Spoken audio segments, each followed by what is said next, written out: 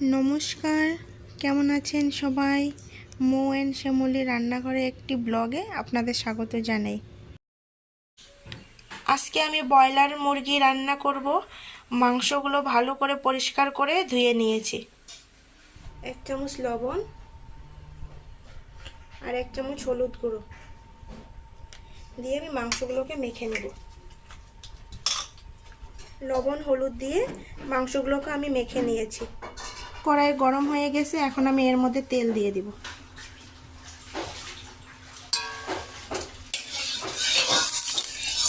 আজকে আমি মাংসগুলোকে ভেজে নিয়ে রান্নাটা করব।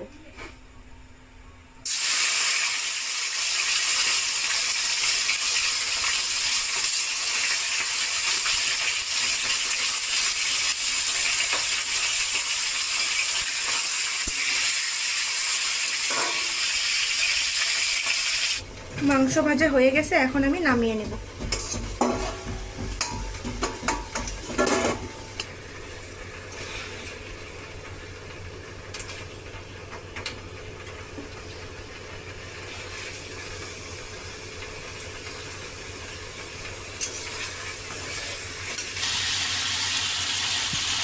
ভাজা হয়ে গেছে, এখন আমি নামিয়ে নেব।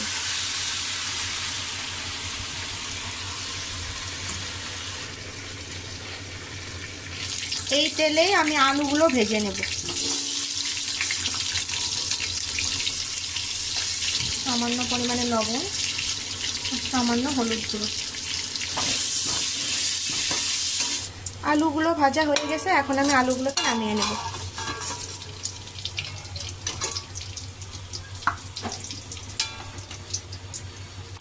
দুটো রসুন ছুলে নিয়েছি, 1 টুকরো আদা কেটে নিয়েছি, এখন আমি এর মধ্যে দিয়ে দিলাম। আর কয়েকটি কাঁচা লঙ্কা। সামান্য পরিমাণে জল দিয়ে মশলাটাকে পেস্ট করে নেব।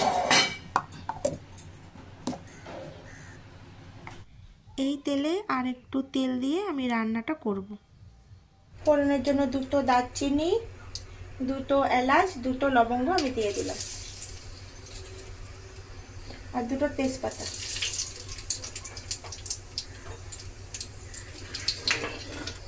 এখন এর মধ্যে আমি পেঁয়াজগুলো দিয়ে দিই।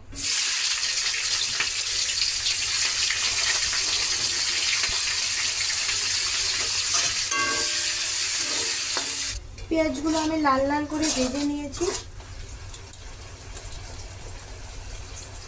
এখন আমি এর মধ্যে আদা রসুন বাটা দিয়ে দিলাম। আদা রসুনের কাঁচা গন্ধ চলে গেছে, এখন এর মধ্যে আমি জিরে, ধনে আর 2টো শুকনো লঙ্কা বেটে নিয়েছিলাম, এটা এখন এর মধ্যে দিয়ে দিব। হলুদ গুঁড়ো, কাশ্মীরি লঙ্কার গুঁড়ো, স্বাদ মতো লবণ। এখন এর মধ্যে সামান্য পরিমাণে জল দিয়ে আমি মশলাটাকে কষিয়ে নেব।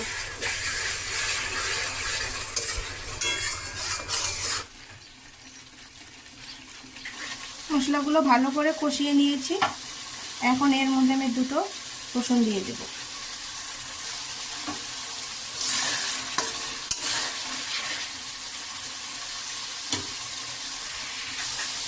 একটি টমেটো এর মধ্যে দিয়ে দেব। মশলা থেকে তেল ছেড়ে দিয়েছে, এখন ভেজে রাখা মাংসগুলো দিয়ে দেব। আমি এর মধ্যে ভেজে রাখা আলুগুলো দিয়ে দেব একসঙ্গে।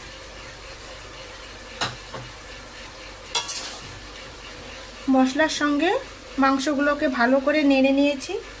এখন গ্যাসের আঁচ কমিয়ে আমি 5-7 মিনিট ঢাকা দিয়ে রাখবো। 5-7 মিনিট হয়ে গেছে, এখন আমি ঢাকনাটাকে খুলে দেখব। মাংসগুলো আমি ভালো করে কষিয়ে নিয়েছি, এখন এর মধ্যে আমি 4-5টা কাঁচা লঙ্কা দিয়ে দিলাম। মাংস কষানো হয়ে গেছে, এখন এর মধ্যে সামান্য পরিমাণে জল দিয়ে দিলাম। দেখুন ঝোলও ফুটে গিয়েছে। এখন এর মধ্যে গরম মশলা আর কসুরি মেথি দিয়ে আমি নামিয়ে নেব।